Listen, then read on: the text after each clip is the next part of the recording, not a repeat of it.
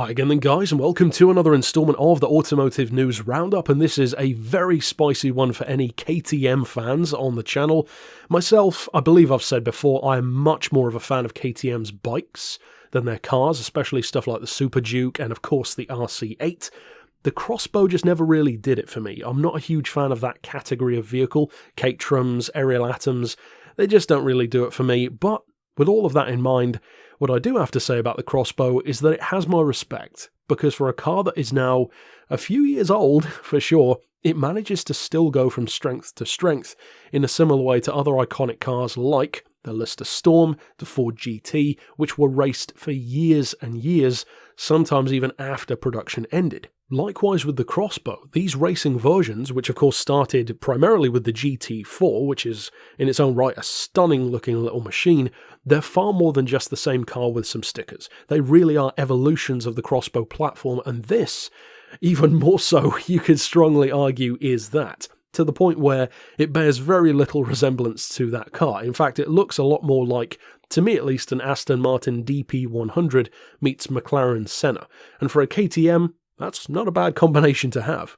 But of course what you want to know is, how fast is it? Well, it's mid-engine, still of course, rear-wheel drive, significantly more downforce, still a 2.5 litre turbo-aspirated Audi engine. Again, no surprises there for KTM, but in terms of power, it's a lot higher. 600 horsepower in the GT2 form, and there's also going to be an even more powerful GTX form, which is not eligible for racing and is more of a Zonda R kind of thing where you can buy it and use it as a track day toy, but not actually compete in events with it. And speaking of events that it's going to compete in, I must admit as well, I haven't really been following this new revised GT2 style series. Of course, I did see the Audi at Goodwood, the R8 LMS GT2, which is a very eye-catching car in the white and green. I had no idea that Porsche was entering with a 911 GT2 RS Club Sport, which, I'll be honest, my money's on Porsche. They tend to win when they enter something. And then you have this one, which is certainly the odd one out so far, and also has very different specs to the other ones, because the cars are aiming to have, of course, more of a gentleman racer style approach than something like a GT3. GT3 is just pure racing, not really like a road-going or customer version, usually. The whole point of GT2 is to actually encourage private owners to buy them, use them, race them. That's a cool idea, and although they have more power than a GT3, they're also heavier.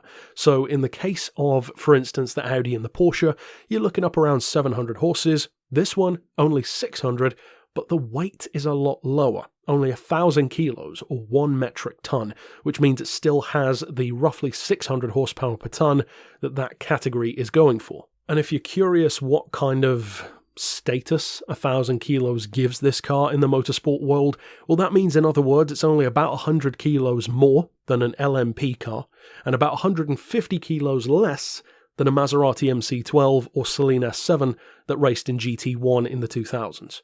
I would say that's a pretty healthy place for this car to be. Doubtless, it's going to be very fast. It certainly looks the part, as all of the racing versions of the Crossbow do.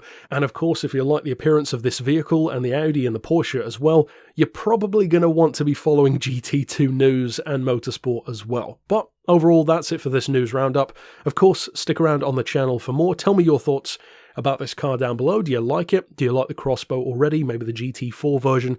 And as I said, of course, follow the channel for more news as well. But for now, as always, thanks for watching.